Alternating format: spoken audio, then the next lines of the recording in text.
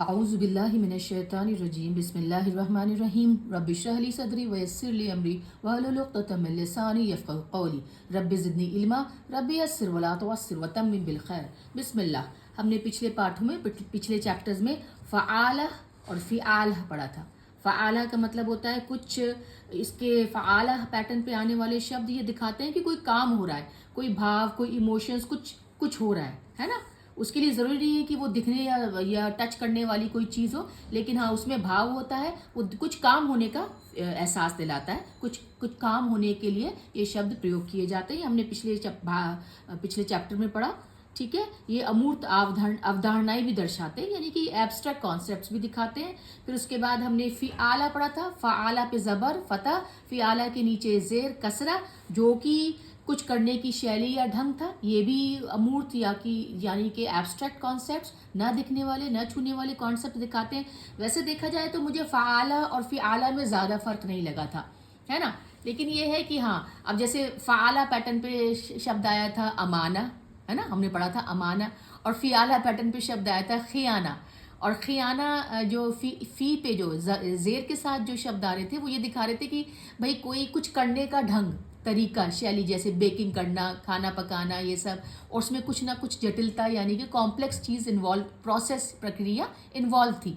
और ये भी, लेकिन दोनों ही चीज़ें ना दिखाई देने वाली भी थी। दोनों ही चीज़ें काम करने की शैली, ढंग दिखा रहे थे। दोनों ही जो थे एक तरह से ये दिखा रहे थे कि एब्स्ट्रैक्ट कॉन्सेप्ट, यानी कि न दिखने वाली न छूने वाली कॉन्सेप्ट। ये एक सोच थी, एक मान्यताएं थी, बहुत कुछ था। ये तो मेरे ख्याल से फ़आला और फ़िआला दोनों ही एक तरह से सिमिलर थे। आज हम पढ़ेंगे फ़ुआला, ये पेश के साथ, ये ज़बर के साथ था, फतह के साथ, ये कसरा के साथ था, ज़ेर के साथ, इसलिए मैंने यहाँ पे थोड़ा सा रेफरेंस दे दिया पिछले चैप्टर का। और ये फ़ुआला पेश के साथ। फ़ुआला पैटर्न पर आने वाले शब्दों का क्या मायने होता है?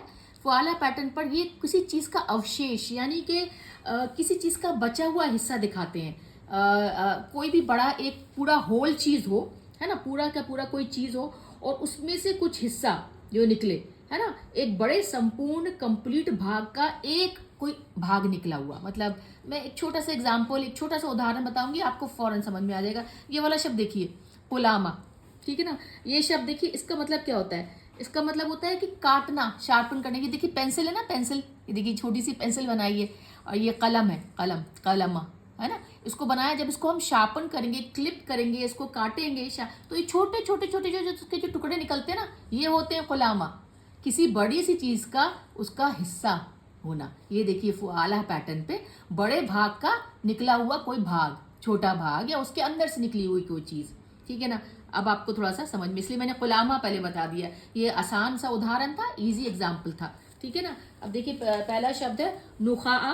नुखाआ का मतलब होता है एफिकेसी, यानी कि उर्दू में अगर बोले तो अफादियत, यानी कि वो कोई चीज़ कितना प्रभाव, कितना असर, कितना रिजल्ट देगी, है ना। एक तरह की काबिलियत, एक तरह की एबिलिटी की कितना कोई रिजल्ट दे पाएगी। अब जैसे हम उसका एक उदाहरण दें, कोरोना की दवा आई थी ना, सबको था पता नहीं कितना उसका असर होगा। तो वो अंदर की निकली हुई चीज, असर तो किसी का दिखाई नहीं देता है ना, वो इंसान अपने एक्सपीरियंस से बता सकता है। तो ये अंदर की एक चीज है, बड़े चीज का, दवा खाई, बड़ी चीज करा, उसका जो रिजल्ट, उसका असर, उसका प्रभाव, उसकी गुण, वो आपका नुहाआह पैटर्न पे आता है। दूसरा शब्द है रुगावा। रुगावा, रुगावा किसे कहते हैं? रुगावा होता है झाग, फेन, फ्रॉथ, है ना। कुछ धो रहे हैं कपड़ा, साबुन डाला, बहुत सारा सर्फ डाला, उसमें से जो झाग निकला, अब ये साबुन से या सर्फ से निकला ना झाग, एक बड़े पार्ट्स में से वो झाग निकलना होता है रुगावा।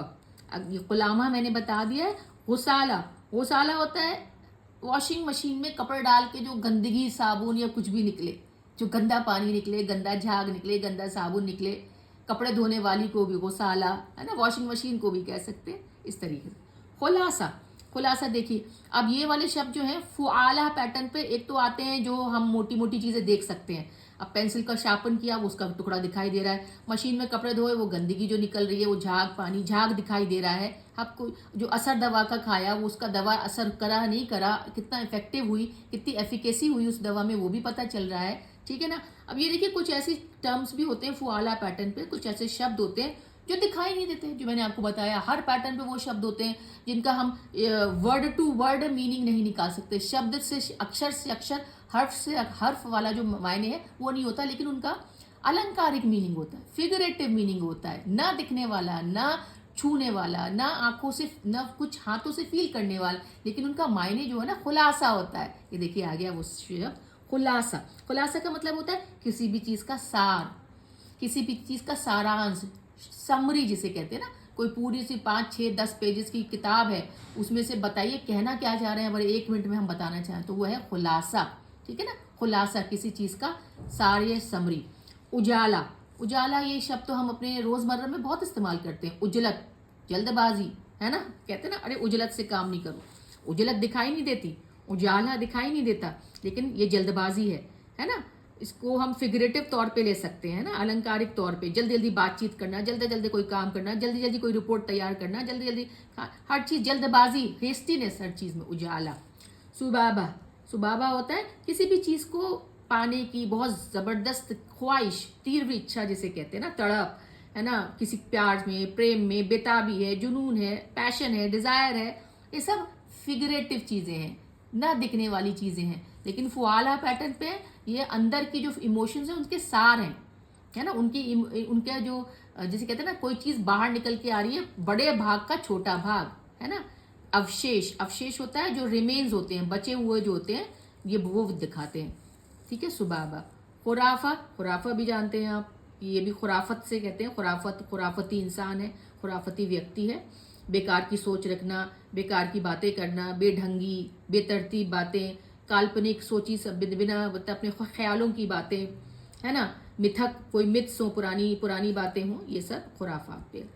अब जो फुआला था ये, अब सिर्फ अगर ता मरबूता हटा दें जिसकी आवाज़ ह की आ रही थी, क्योंकि ये शब्द सिर्फ स्त्रीलिंग के हो गए, मैंने बताया या तो ये स्त्रीलिंग के होंगे, अब यहाँ पे कोई स्त्री तो है नहीं, कोई फीमेल तो है नहीं, कोई लेडी तो है नहीं, लेकिन एब्स्ट्रैक्ट कॉन्सेप्ट्स भी ता मरबूता दिखाता है। ये मैंने आपको पहले भी बताया था कि जो ना दिखने वाली चीज़ है, इमोशंस हैं, भाव हैं, फीलिंग्स हैं, वो सब भी ता मरबूता के साथ स्त्रीलिंग वाले शब्द आते हैं। अब ये देखिए फुआल पैटर्न, इसमें ता मरबूता नहीं है, ये पुलिंग वाले मैस्कुलिन शब्द हैं। इनका क्या मतलब है, देखिए फुआल पैटर्न पर आने वाले जो शब्द होते हैं ना, ये कोई चीज़, ये सिंपल सा ये चीज़ दिखाते हैं कि कोई छोटी चीज़ बड़ी चीज़ से बाहर आ रही है। हालांकि पूरा फियाला, ये पूरा फुआला पैटर्न उसी पे से है, बड़ी से छोटे बाहर आना, किसी चीज़ का अंदर से बाहर आना, सारांश, समरी, पेन का छिलका, पेन को शार्पन किया, पेंसिल को शार्पन किया, उसका छिलका, नहाए धोए उसका पानी, साबुन वाबुन का झाग, है ना, यही वो उसी पे फुआल। लेकिन ये स्त्रीलिंग वाले एब्स्ट्रैक्ट शब्द थे। ये पुलिंग वाला शब्द देखिए दुखान, दुखान का मतलब होता है सूर्य दुखान भी है, धुआं, है ना, धुआं, स्मोक, धूनी देना, घर में धूनी देते हैं ना शाम के वक्त, या हमने कैंप फायर जलाया और उसमें से जो धुआं निकल रहा है, दूर दूर तक पहुंच रहा है, धुआं, दुखान, है ना। उसान बोलते हैं पतंगे को जो धुएं के आसपास आते हैं, यहाँ पे एक रेफरेंस दे दिया, उसके आसपास घूमने वाले मौत पतंगे। कोतार, कोतार, कोतार का मतलब क्या होता है, कुछ घर के पके हुए या तले हुए खाने का कोई ऐसी खुशबू उड़ना। देखिए खाने से निकल रही है खुशबू, जैसे कि धुआं निकल रहा था, ऐसी खुशबू निकल रही है, कुतार। ठीक है ना, उसकी खुशबू, उसकी सुगंध, कुतार, कुतार। हुराक, हुराक क्या होता है, हुराक होता है जलना, जलने वाली चीज़, लकड़ी जलाई, धुआं निकला लकड़ी से, तो जलने वाली चीज़, इन्फ्लेमेबल चीज़ खुराक होती है।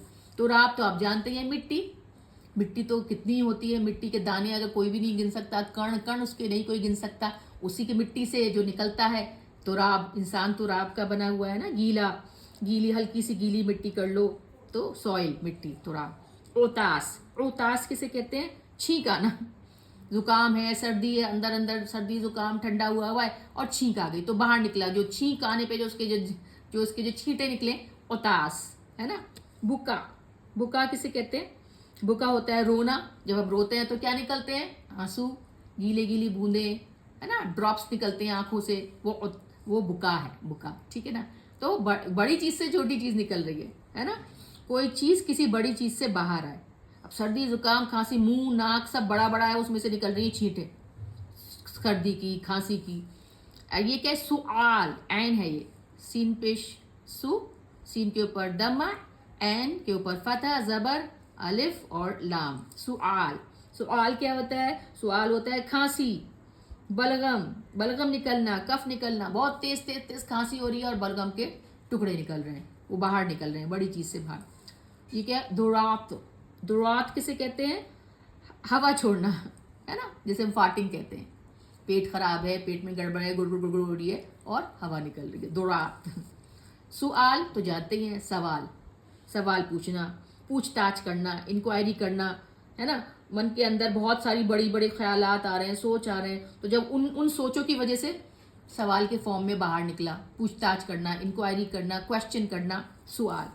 दुआ तो हम जानते ही हैं, हमें ज़रूरत है, हाजत है, हमारे अंदर की बहुत ख़ास ज़रूरत है, हमें बहुत किसी चीज़ की तलब है, हम अल्लाह सुब्हान ताला से मांगेंगे, उसे पुकारेंगे, दुआ हो गया। तो आपने देखा फ़आला पैटर्न हमने कर लिया, फ़िआला कर लिया, आज फ़ुआला और फ़ुआल भी कर लिया। ये सारी की सारी चीज़ें देखिए बड़े से बाहर आने की हैं, काम करने के तरीके हैं, जटिल काम करने का तरीका है। तो देखिए इंशाल्लाह किसी दिन वक्त मिला तो ये पूरे के पूरे जो पैटर्न्स हमने करे ना, उसका एक जैसे कहते हैं ना, पूरे एक पेपर में वो सारी पैटर्न्स लिख के और उनका मीनिंग लिख के, हमें शब्दों के अर्थ, मैं फिर से बोल रही हूँ, उतने ज़रूरी नहीं होते, ये एग्जाम्पल, उदाहरण दिए जाते हैं ताकि आपको ये पैटर्न अच्छे से समझ में आए। लेकिन आपको इन पैटर्न का मतलब जानना ज़रूरी होता है।